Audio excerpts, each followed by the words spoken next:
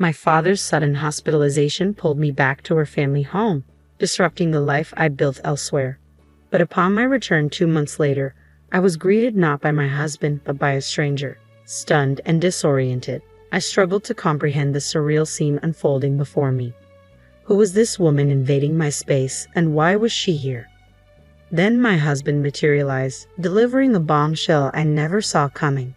"We've been divorced for 2 months," he announced coolly, adding insult to injury by revealing his plans to sell our home and claim the proceeds as alimony. Anger surged within me, boiling over at his callousness and self-interest. As his words sank in, a fierce determination ignited within me. "You have no idea what's coming," I seethed silently, vowing to reclaim control of my life. I'm Kathy, aged 42, and it's been 3 tumultuous years since I hurried into marriage on the cusp of 40. The once blazing flame of our love has dimmed to a mere flicker, overshadowed by the drastic changes in my husband, Bob, once the epitome of kindness. His transformation is staggering, leaving me yearning to scream out my frustration to the world. Just leave him, right? You might assume it's that simple, but for me, it's far more complicated. There's a reason I can't bring myself to walk away. My father, living alone back home, I can't bear the thought of burdening him with worry. My mother passed away before I even found love, let alone marriage, depriving her of the joy of grandchildren. Saying my final goodbyes to my mother without any significant news to share left a lasting mark on me. I couldn't bear to add to my father's concerns. Divorce isn't just about me, it's about sparing him unnecessary pain. Besides, I'm not particularly attractive or outgoing. Who would want a divorced woman in her 40s? If I end things, it's game over. So I resign myself to endure, repeating this mantra to quell any thoughts of leaving. Despite both my husband and I being full-time employees with similar incomes and work schedules, he acts as though he's the sole provider of our lifestyle. From the beginning of our marriage, he's assumed the role of the master of the house. "Where's my dinner? Why isn't it ready?" he demands upon my arrival home. "I've just walked in too. If you're hungry, why not help out?" I respond. "Why should I, a man, have to pitch in? Who do you think affords this lifestyle?" he retorts. Using gender as an excuse? That's outdated. Are people still making such chauvinistic remarks these days? I find myself constantly at odds with my husband, Bob, unable to contain my frustration. His responses to me are consistently patronizing, and this cycle has persisted for about a year now, with Bob's attitude only deteriorating. I've long ceased yearning for the way things used to be between us. To minimize our time together, I make a concerted effort to stay out on weekends and take breaks whenever possible. Being home with Bob, even on my days off, feels stifling. Thankfully, as long as I keep up with the housework, Bob remains silent on that front, a small silver lining in my unfortunate situation. Lately, I've taken to spending my days off exploring various cafes I've researched during the week, finding solace in their ambience and losing myself in books. Bob's been arriving home late on Fridays lately, seemingly burdened with tasks tied to his recent promotion. Capitalizing on the opportunity, I decided to take a detour on my way home from work that Friday. I stopped at the library to borrow some fresh reads for the weekend and swung by the supermarket to replenish our dwindling food supplies.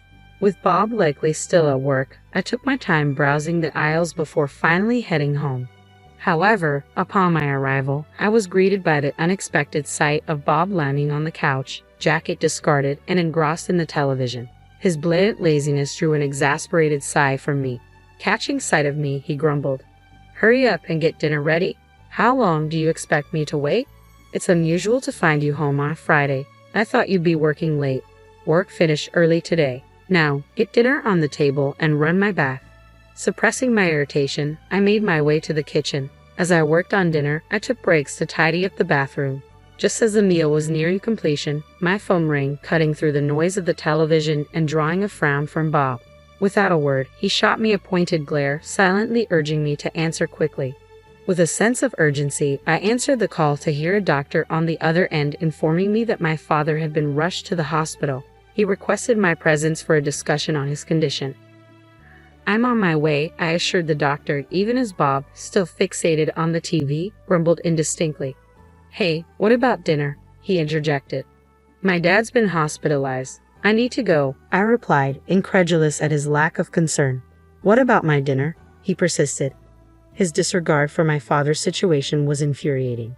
For once, can you handle things on your own? Dinner's ready. Help yourself, I retorted, unable to conceal my frustration.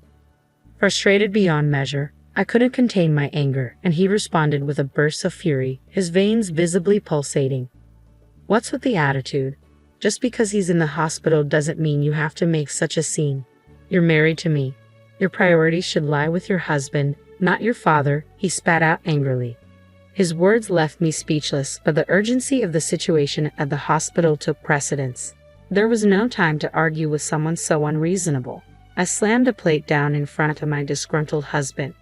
Please take care of the dishes, I instructed tersely before hastily making my exit from the house. Upon reaching the hospital, I found my father lying in bed, his face bearing the marks of weariness I hadn't seen before. Despite his reassurances over the phone, it struck me that he might be struggling with loneliness in his solitary existence, bereft of my mother's presence. His diet and well-being were likely not as balanced as he claimed. I chided myself for naively accepting his words at face value. My father was not one to easily admit vulnerability. How could I have overlooked this? Lost in self-reproach, I was summoned by a nurse for an update on my father's condition. Led to another room, I awaited the attending physician's explanation. The doctor revealed that my father had slipped and fallen on the stairs at the train station, resulting in a fractured leg that would require considerable time to heal. Do you have someone who can bring him necessities during his stay? The doctor inquired. It varies. Rehabilitation will be challenging, I responded. If possible, frequent visits would be beneficial, urged the doctor. Understood. I'll be here every day, I vowed, resolute in my decision. With the doctor's guidance, I resolved to stay at my parents' home during my father's hospitalization, a 2-hour journey each way from my own residence. Daily visits would be taxing, but commuting from my childhood home would make it more manageable. It was time to make the necessary arrangements. Leaving the hospital while my father rested, I returned home around noon on Saturday. My husband was nowhere to be seen, but he arrived later in the evening. I wasted no time in briefing him on the situation. I'll need to go back to my parents' house to care for my father, I explained. Predictably, his reaction wasn't favorable. Who will take care of me then? He grumbled. You're a capable adult.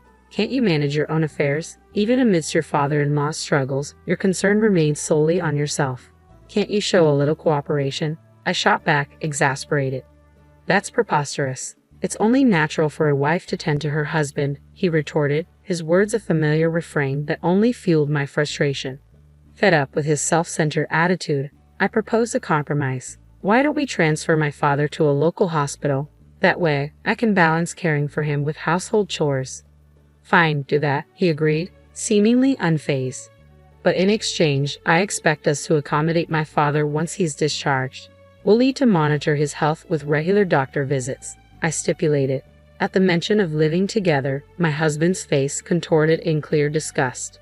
No chance, we're not living together, Bob insisted firmly. Then let me go back to his place, I countered. In the end, Bob's response was a dismissive, do whatever you want, signaling the end of the conversation. I promptly informed my workplace, completed the necessary procedures, and returned to my parents' home. The daily visits to the hospital proved more taxing than I had anticipated, but my father's resilience inspired me to soldier on without complaint. Despite his best efforts, his condition showed little improvement, and as 2 months slipped by, I realized I needed to return home soon. With my father's discharge still uncertain and the seasons shifting, I knew it was time to swap out my wardrobe and fetch some fresh belongings. Assessing the situation, I decided to make a brief trip back home. However, upon my return, the sight that greeted me wasn't that of my husband. Instead, a woman's voice echoed from deep within the house. Bob, are you back? I called out upon my return, only to be met with silence. Perplexed, I repeated his name, but still, there was no response. Startled by the unexpected turn of events, I stood frozen in shock. Finally, a voice from within the house responded. Bob, is that you? As the realization sank in that the voice wasn't mine, the owner of the voice cautiously emerged from the room. You're not Bob. Who are you? She stammered, visibly taken aback. Confidently, I retorted, who are you? What are you doing in someone else's house? Her response left me reeling. Someone else's house. This is my house, she declared firmly, sending a wave of panic through me. Rushing to the porch, I frantically checked the nameplate, confirming that this was indeed my house. Confusion engulfed me as I struggled to make sense of the situation. Before I could fully comprehend what was happening, my husband sauntered in casually from the entrance. "What's going on here?" I demanded, my tone laced with fury. His expression mirrored my confusion as he met my gaze. "Why are you here?" he questioned, his words cutting through the chaos. "I came back to grab some clothes, but who is that woman?" I shot back, my frustration mounting. "It's your fault for not taking care of me. She'll be handling the house from now on," he stated matter-of-factly, dropping a bombshell. "What do you mean? We got divorced 2 months ago," he revealed, shattering the last semblance of normalcy. "To divorce? What are you talking about? I haven't heard anything about this," I protested, stunned by the revelation. "Of course you haven't. I made all the decisions myself," my husband replied coolly, his tone devoid of remorse. What do you mean?" I stammered, struggling to comprehend the gravity of his words. "We're getting divorced. I already started making arrangements. And as for the house, I plan to sell it soon. I'll be taking the proceeds as alimony," he declared, his words hitting me like a freight train. "But this house isn't solely yours. It's in both our names. I'm entitled to half of it," I insisted, desperation creeping into my voice. "It's your own fault for neglecting your responsibilities around the house. Give me all the proceeds from the sale," he retorted, his words dripping with contempt. "I haven't even signed the divorce papers yet, and yet you're already treating us as divorced. Regardless, if that's what you want, then fine. Gather your belongings and leave immediately," I asserted, my voice tinged with disbelief and frustration. "That's a selfish thing to say," my patience wore thin, snapping at his callousness. "You don't understand anything," I added, my tone firm with conviction. He regarded me with skepticism. "What's left to discuss? Property division," he scoffed. "It's your own fault for failing in your duties as a wife. Even if you try to fight it legally, you'll lose. It's a waste of time," he dismissed callously. "Property division. So now you know about that term. Are you mocking me?" I retorted, my indignation mounting. "That's enough. If that's how you want it, I'll gather my things and go," I declared, resolved to put an end to this conversation. I retreated to my room, swiftly packing my belongings.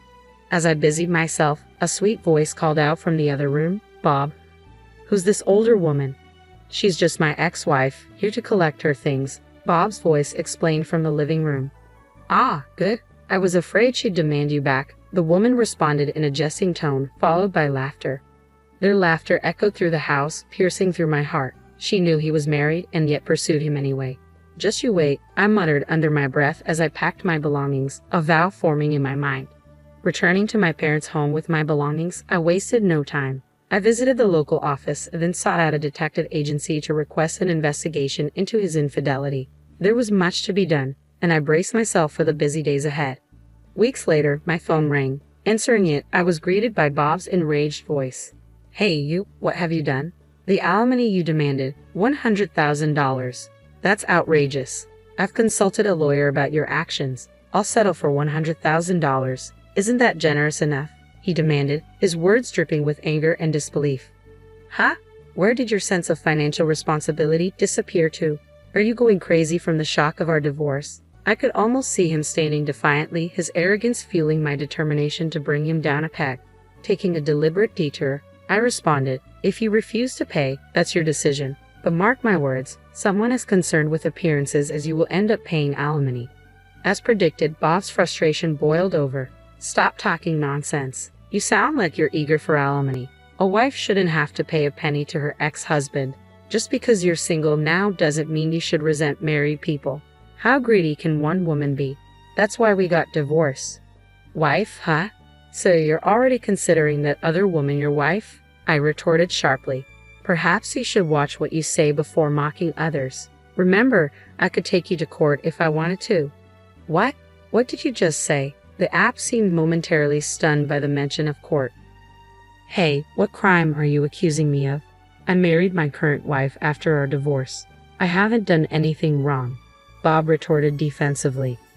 "Sorry to disappoint you, but I've already conducted an investigation into your affair. I hired a detective and I have all the evidence. so don't bother trying to deny it, I countered firmly. What? Bob fell silent, but I pressed on. You've been involved with her for over a year now, haven't you?